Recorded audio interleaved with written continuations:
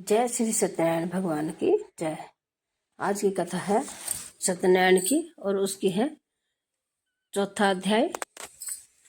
सूर्य बोले, वैश्य ने मंगलाचार कर अपनी यात्रा आरंभ की और अपने नगर की ओर चल दिए। उनके थोड़ी दूर जाने पर एक दंडी वेशधारी श्री सत्यनारायण ने उनसे पूछा, हे साधु, तेरे नाम में क्या है? अभिवाणी वणिक हंसता हुआ बोला, हे दंडी, आप क्यों पूछते हो? क्या धन लेने की इच्छा है? मेरे नाम में तो बेल व पत्ते भरे हुए हैं। वैश्य के कठोर वचन सुनकर भगवान बोले, तुम्हारा वचन सत्य हो।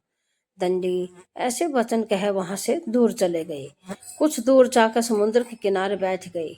दंडी के जाने के बाद साधु वैश्य ने नित्य किल्य के पश्चात नाव को ऊंची उठते देखकर अचंभा माना और नाव में बेल पत्ते आदि देखकर मूर्छित हो जमीन पर गिर पड़ा। मूर्छा खुलने पर वह अत्यंत शोक में डूब गया। तब उसका दामाद बोला कि आप शोक न मनाए, यह दंडे का शाप है, इसलिए हमें उनके शरण में जाना चाहिए, तभी हमारी मनोकामना पूरी होगी। दामाद की बात सुनकर वह दंडी के पास पहुंचा और अत्यंत भक्ति भाव से नमस्कार करके बोला, मैंने आपसे जो असत्य वचन कहे थे उनके लिए मुझे क्षमा दे। ऐसा कहकर महान शोकातुर हो रोने लगा तथा दंडी भगवान बोले, हे वणिक पुत्र, मेरी आज्ञा से बार बार तुम्हें दुख प्राप्त हुआ है, तू मेरी पूजा से विमुख हुआ। साधु बोला, हे भगवान, आपकी माया से ब्राह्मण आदि देवता भी आपके रूप को नहीं जानते, तब मैं अज्ञानी कैसे जान सकता? आप प्रसन्न होइए, अब मैं असमर्थ्य के अनुसार आपकी पूजा करूंगा। मेरी रक्षा करो और पहले के समान नौका में धन भर दे। साधु वैश्य के भक्ति पूर्वक वचन सुनकर भगवान प्रसन्न हो गए और उनकी इच्छा अनुसार वरदान देकर अंतर्ध्यान हो गए।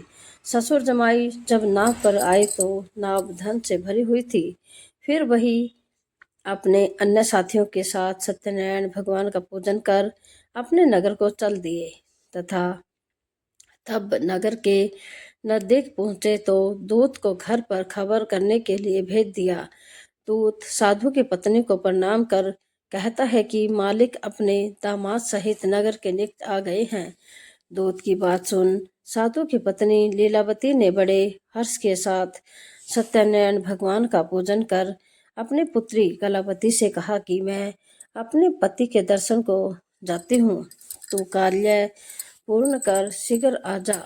माता के ऐसे वचन सुनकर कलावती जल्दी में प्रसाद छोड़ अपने पति के पास पहुंच गई। प्रसाद की अवज्ञा के कारण श्री सत्यनारायण भगवान रुष्ट हो गए और नाव सहित उसके पति को पानी में डुबो दिया। कलावती अपने पति को वहां न पाकर रोती हुई जमीन पर गिर गई। नौका का डूबा हुआ देख वह कन्या को रोता देख साधु दुखी होकर बोला, हे प्रभु, मुझसे तथा मेरे परिवार से जो भूल हुई है उसे क्षमा करें। साधु के दीन वचन सुनकर श्री सत्यनारायण भगवान प्रसन्न हो गई और आकाशवाणी हुई, हे साधु, तेरी कन्या मेरे प्रसाद को छोड़कर आई है, इसलिए उसका पति अदृश्य हो गया है। यदि वह घर जाकर प्रसाद खाकर लौटती है तो इसे इसका पति अवश्य मिलेगा। ऐसी आकाशवाणी सुन कलावती घर पहुंचकर प्रसाद ग्रहण करती है और फिर आकर अपने पति के दर्शन करती है। उसके बाद साधु अपने बंधु बांधवों सहित श्री सत्यनारायण भगवान का विधि विधान से पूजन करता है तथा इस लोक में सुख भोग व अंत में स्वर्ग को जाता है। ऐसी ही धार्मिक कथा के लिए आप हमारे चैनल को लाइक करें, शेयर करें, सब्सक्राइब करें। श्रीमन नारायण नारायण नारायण, भजमन नारायण नारायण नारायण। श्री सत्यनारायण भगवान की जय हो।